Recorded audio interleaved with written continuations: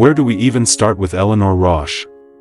She's not just any cognitive scientist. Her work has broken down barriers, crossed disciplines, and opened new doors that link the logical rigor of psychology and cognitive science with the rich, contemplative insights of Buddhism.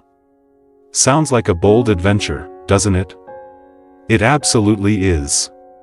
And what's so exciting is that this adventure doesn't just change the way scientists think about the brain, it also reshapes how we, as humans, understand our own minds and experiences. Rosch's journey is a testament to her intellectual courage.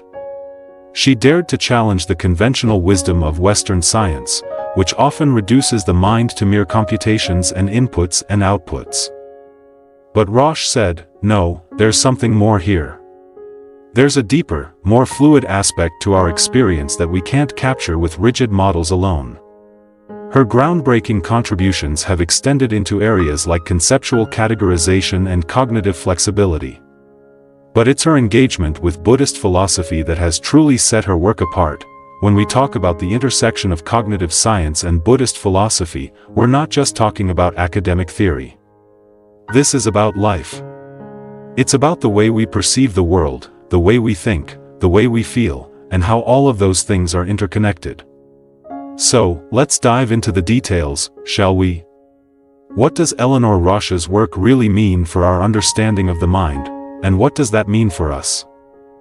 Cognitive science and traditional psychology, breaking the mold. Okay, let's start with the basics. Cognitive science, as it's traditionally practiced, is often like putting the human mind in a box, a neat little box that operates under a fixed set of rules. Imagine the mind as a computer. You feed it inputs, sensory data, it processes those inputs according to preset rules, and voila! You get outputs, thoughts, behaviors, etc. That's how traditional Western cognitive science often views things. The mind is a machine, and as long as we can figure out the wiring, we can predict and understand everything that comes out of it. But hold on. Eleanor Rosch took a step back and said, is that really all there is? Can we really reduce the incredible complexity of human thought, emotion, and consciousness to something as mechanical as a computer? Her critique of this mind as a machine model was both sharp and insightful. According to her, this rigid way of thinking about cognition misses something fundamental, the subjective, deeply personal nature of experience. Have you ever had one of those moments where time just seemed to stop, where the world felt more vivid, where you were truly, deeply present?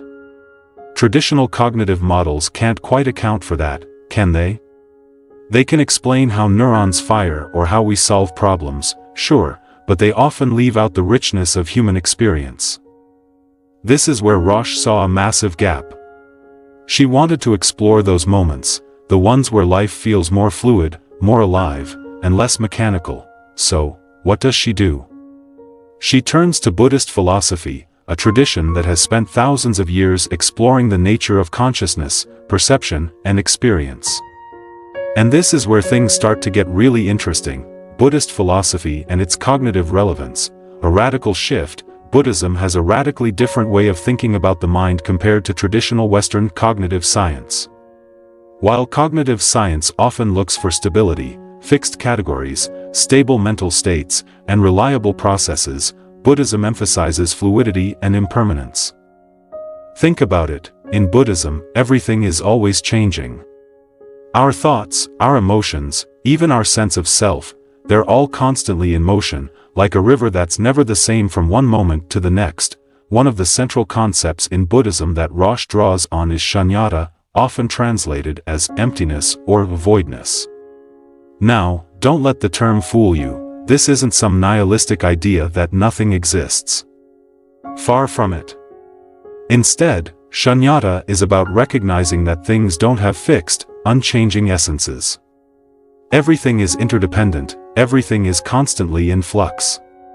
Our thoughts, for example, aren't permanent fixtures of our minds. They rise and fall, come and go, depending on countless factors like attention, context, and past experience. This idea of impermanence and interdependence offers a profound alternative to the fixed models of cognition found in traditional psychology. In those models, mental categories are often treated as static. Once something is categorized, it stays there. But is that really how our minds work? Rosch doesn't think so, and Buddhism backs her up on this. The mind, much like the universe itself, is dynamic, always shifting, always adapting. Let's pause here for a moment. Doesn't this perspective make you think about your own experiences? Have you ever noticed how your perception of something, maybe a person, a situation, or even yourself, can change dramatically depending on your mood or your environment? That's the kind of flexibility Rosch is talking about. It's a world where the mind isn't just processing information like a computer, it's alive, responsive, and constantly evolving. Prototype theory, a game changer in cognitive science. Now, let's talk about one of Rosch's most famous contributions to cognitive science, prototype theory. You might be wondering, what's a prototype, and why does it matter? Great question. In classical cognitive science, categories were often seen as rigid and rule-based. If something fits a set of predefined criteria, it belongs in a category. But Rosch wasn't convinced by this. She thought there had to be a more flexible, intuitive way that the mind handles categorization, enter prototype theory. Rather than using strict definitions. Rosch argued that we categorize things based on prototypes, or the best examples of a category. Imagine you're thinking of the category bird. What pops into your head? Probably not a penguin or an ostrich, right? You're more likely to think of a robin or a sparrow, something small, with wings, that flies. These are your prototypes for the category bird. Here's the thing, this isn't just a minor tweak in how we think about categories. It's a radical shift. Prototype theory suggests that our minds don't work with rigid, rule-bound categories. Instead, they use flexible, adaptable examples to understand the world. Isn't that amazing? It's like our minds are constantly reshaping our categories to fit new information and experiences. Just like Buddhism teaches that everything is in constant motion, and it gets better. Rosch's prototype theory aligns beautifully with the Buddhist idea of fluidity. In Buddhism, nothing is fixed, not even mental categories. Everything is dependent on context, and everything is in a state of flux. So when Rosch says that categories are more flexible than we think, she's essentially saying that the mind operates more like a river than a computer. Isn't that a powerful image? Just like a river flows around obstacles and adapts to its environment, our minds are constantly reshaping and redefining how we understand the world. Mindfulness, the power of present moment awareness. Now, here's where things get really exciting. Rosch didn't just stop at theoretical concepts, she dove deep into the practice of mindfulness, a core element of Buddhist philosophy. And if you've ever tried mindfulness meditation, you know that this practice is all about being present in the moment, observing your thoughts and feelings without judgment, and allowing yourself to fully experience the flow of life. But what does mindfulness have to do with cognitive science? Oh, so much. Traditional cognitive science views attention as something you direct, like a spotlight. You focus on one thing, and everything else fades into the background. But mindfulness teaches something radically different. It's not about directing your attention, it's about opening your awareness to everything around you. It's about being fully present, not filtering or prioritizing certain tasks, but allowing all of your experiences to come and go freely. Doesn't that sound freeing? Think about the implications for cognitive science. If attention isn't a limited resource but something we can cultivate to be broad and receptive, it completely changes how we understand the mind's ability to process information. It's like stepping outside the narrow, mechanistic view of cognition and embracing a more holistic, expansive perspective. And mindfulness doesn't just make us more aware, it can also make us more flexible thinkers. Rosch has explored how mindfulness practices can help people break free from rigid, habitual patterns of thought. Have you ever found yourself stuck in a loop, thinking the same thoughts over and over again? Mindfulness helps us step back from those patterns and observe them with a kind of detachment. By doing so, we can break free from them and cultivate more adaptable, creative ways of thinking. Imagine applying this flexibility not just to your thoughts, but to your whole perception of reality.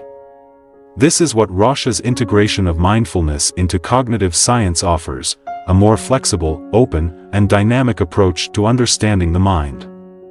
And it's not just theoretical. Mindfulness practices like mindfulness-based stress reduction, MBSR, and mindfulness-based cognitive therapy, MBCT, have shown real-world benefits for reducing stress, anxiety, and depression. Isn't it incredible how these ancient practices can have such a profound impact on modern mental health? Applications in modern cognitive science and psychology. Rosch's work isn't just philosophical or theoretical, it's deeply practical. Her integration of Buddhist philosophy and cognitive science has had real-world applications, especially in psychology.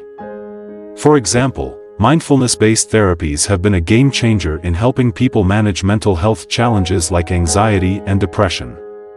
Think about it. By simply cultivating an attitude of non-judgmental awareness, people can transform their relationship with their thoughts and emotions. Doesn't that sound like a powerful tool for healing? Mindfulness-based stress reduction, MBSR, and mindfulness-based cognitive therapy, MBCT, are now widely used around the world, helping people cope with everything from chronic pain to trauma. These approaches are directly rooted in the very intersection of Buddhist practices and cognitive science that Rosch has championed. It's amazing to think that Rosch's exploration of mindfulness isn't just changing how we understand the mind, it's changing lives, but the applications don't stop there. Rosch's work has opened up entirely new avenues for interdisciplinary research. Scholars in fields like neuroscience, philosophy, and even artificial intelligence have started exploring how Buddhist principles can inform new models of cognition.